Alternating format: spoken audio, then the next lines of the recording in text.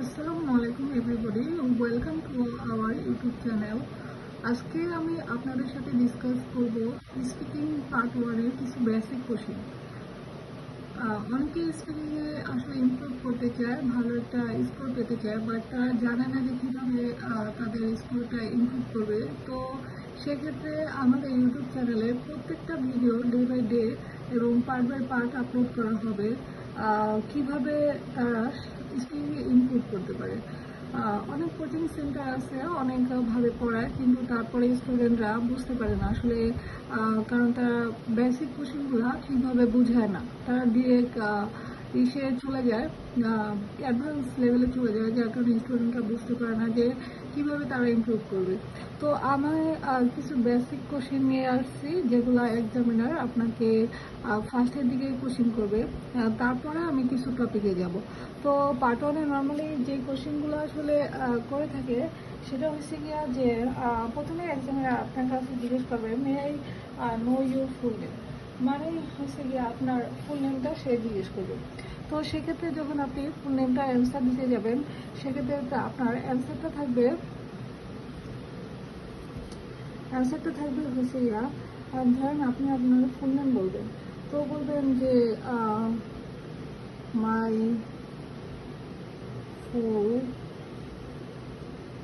Full name is x, ঠিক আছে। তো এখানে লেখা আছে মাই অ্যাড্রেস ইউ, এখানে যে কোনো একটা কোশ্চেন এক্সামিনার আপনাকে করতে পারে। তো my full name is X and আপনি লিখতে পারেন যে ইউ ক্যান অ্যাড্রেস মি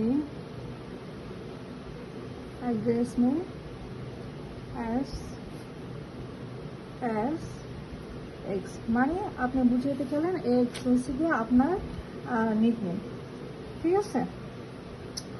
তারপরে কোশ্চেন, মেন্স ইউর পাসপোর্ট, এটা ডেফিনেটলি আপনাকে জিজ্ঞেস করবে এবং এক্সামিনার আপনার কাছ থেকে আপনার পাসপোর্টটা দেখতে চাবে।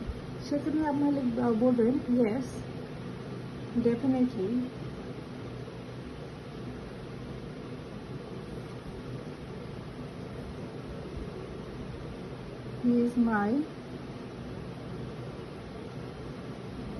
here is my passport.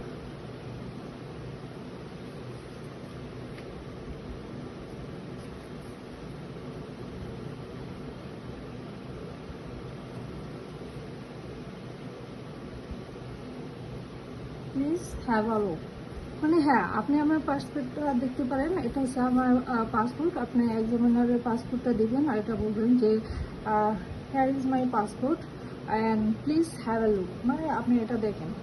তারপরে যেটা সবচেয়ে বেশি, এটা আপনাকে জিজ্ঞেস করবে যে where do you come from, মানে আপনি কোথা থেকে এসেছেন, এটা প্রত্যেকটা স্টুডেন্টের জিজ্ঞেস করবে।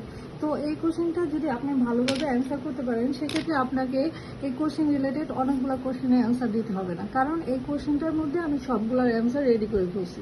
তো তো প্রথম কোশ্চেনটা হচ্ছে where do you come from, মানে তুমি কোথান থেকে এসেছো। তো আমি লিখছি well currently I reside in Narayanganj, মানে হচ্ছে গিয়ে আমি বর্তমানে নারায়ণগঞ্জে থাকি। প্রথমে আপনি আপনার যে প্লেসটাতে থাকেন সেটা এখানে মেনশন করবেন। তারপরে which is a vibrant and picturesque place in Bangladesh, যেটা কিনা প্রাণবন্ত এবং ছবির মতো সুন্দর একটা জায়গা বাংলাদেশে, ঠিক আছে। তো আপনি যদি অন্য কোনো প্লেসে থাকেন, আই মিন ধরেন আপনি বলতে চাইতেছেন যে currently I reside in Chittagong, currently I reside in Dhaka, তো সেক্ষেত্রে আপনি এখানে প্লেসের নামটা বসে দিবেন।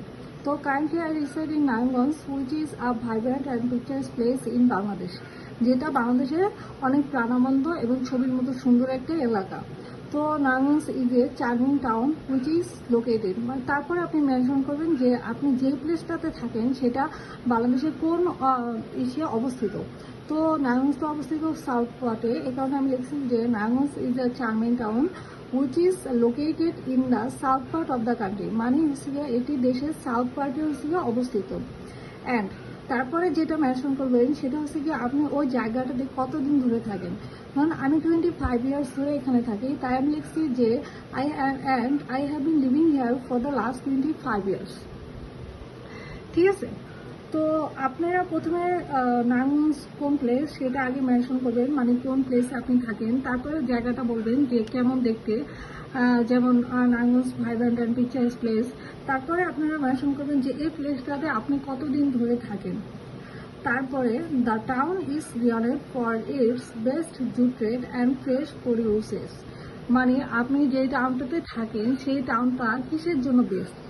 তো আমি যে টাউনটাতে থাকি মানে নারায়ণগঞ্জ, সেটা হচ্ছে গিয়ে আপনার জুট ট্রেড এবং ফ্রেশ প্রডিউস, হ্যাঁ, এটা নিয়ে হচ্ছে গিয়ে বেশি ফেমাস, কারণ যেহেতু এটা একটা industrial area and is a fantastic place to call home. ঠিক আছে, এটা হচ্ছে একটা ফ্যান্টাস্টিক প্লেস, মানে হোম ডাকার মতো।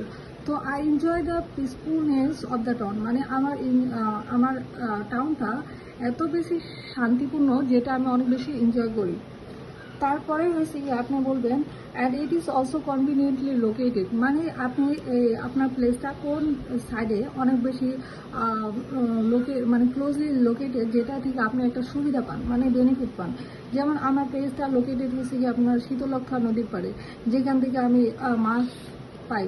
তো আপনাদের এমন অনেক এরিয়া থাকতে পারে যেখানে আপনারা অনেক ধরেন কোনো টুরিস্ট প্লেসে লোকেদের, যেমন চিটাং হচ্ছে কোনো টুরিস্ট প্লেসের কাছে লোকেদের, যার কারণে আপনারা অনেক সুন্দর ভিউ দেখতে পারেন। তো সেক্ষেত্রে I enjoy the peacefulness of the town and it is also conveniently located close to the Shitalakshya river. তো আমি আমার প্লেসের পিসফুল যে শান্তিপূর্ণ ভিউটা এনজয় করি, কারণ এটা হচ্ছে located Shitalakshya river, so we can enjoy delicious river fish. কারণ এটা আমার নদীর পাড়ে অবস্থিত, যার কারণে আমরা ডেলিশিয়াস রিভার ফিশটা হচ্ছে গিয়ে এনজয় করতে পারি অ্যাট এ রিজনেবল, মানে খুব কমই দামে। তো লাস্টে বলুন that's all about my living place. এটা আপনাকে যখন এক্সামিনার জিজ্ঞেস করবে যে আপনি কোন প্লেসে থাকেন, সেক্ষেত্রে তারপরে কিন্তু আবার জিজ্ঞেস করতে পারে যে আপনি এই প্লেসে কতদিন যাবত থাকেন,